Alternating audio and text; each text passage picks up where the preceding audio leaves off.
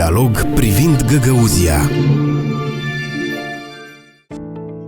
Casele găgăuzilor. Pentru poporul găgăuz, casa este un simbol al familiei. Aceasta reprezintă memoria strămoșilor, dar și legătura cu natura. Însuși cuvântul casă în limba găgăuză are rădăcina în a te căsători, iar a te căsători însemnând totodată a obține o casă. Pe timpuri, o casă tradițională găgăuză era o clădire dreptunghiulară cu o lățime de cel puțin 4 metri, incluzând un element obligatoriu: terasa. La punerea temeliei casei era amenajată o masă pentru pâine. Casele erau construite cu ferestre orientate spre sud sau est. În interior, locuințele găgăuzilor aveau 2 camere, asemănătoare celor tradiționale moldovenești: casa mare și camera de locuit, iar la mijloc se afla hayat, ceea ce din limba turcă înseamnă viață. Un alt element tradițional al unei case găgăuze este pivnița. Acolo se păstrau conservele pentru iarnă și, desigur, vinul. Totodată, în fiecare casă, găgăuzii au un loc amenajat pentru rugăciuni. Găgăuzii au păstrat mai multe elemente ale locuinței până în ziua de astăzi. Printre acestea se regăsește sofra, o măsuță rotundă mică, dar și susac, un vas din dovleac ce are forma deosebită.